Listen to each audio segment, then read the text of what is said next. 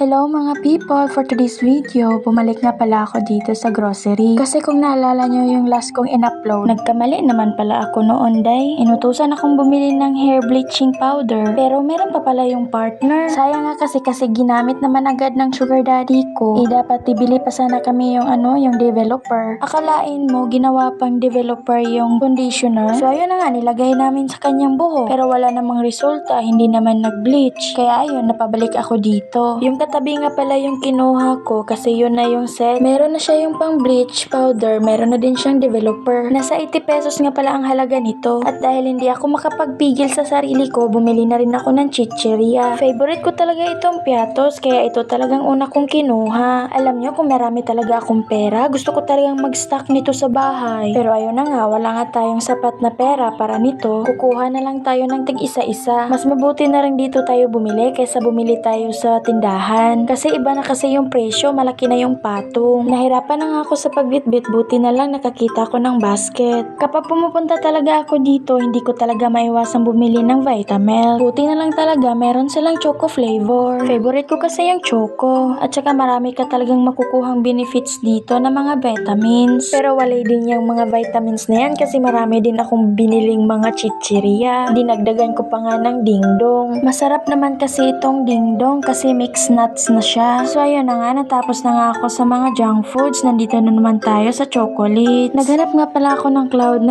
na hindi overload. Pero ang meron, overload lang. Kaya kumuha na lang ako ng dalawa. Tapos kumuha na din ako ng Chocomocho kasi favorite ko rin ito. Kaya dalawa lang kinuha ko kasi gusto ko tig-isa lang kami ng sugar daddy ko. Tapos meron pang naiwan na isang Cloud9 na hindi overload kaya kinuha ko na rin. Kung nakikita nyo na puro snacks ang binili ko, tapusin nyo muna ang video. Naisipan ko nga pala na bumili ng gatas. Kasi simula nung laging umuulan, lagi na rin kaming nagkakape. Pero ang ginamit naming pangkape, yung talagang pure coffee. Simulado, nagka-problema ako kung paano dumumi. Pasintabi nga po pala sa mga kumakain. Yan talaga ang problema ko kapag pure coffee yung iniinom ko. So natapos na ako sa pagkuha ng gusto kong bilhin. Nag-iisip ako kung ano pang kailangan ko. Pero dahil masama yung pakiramdam ko, nagmadali na lang akong pumunta sa counter. Magbabayad na lang ako kasi gusto ko nang umuwi. Kung nakikita nyo po kanina, hindi po talaga ako mahilig uminom ng gatas ng Birch Tree. Dahil nakakasave ako noon at mura lang siya, yun lang yung pinili ko. Okay lang yun kasi mix ko naman sa kape. So ayan na nga,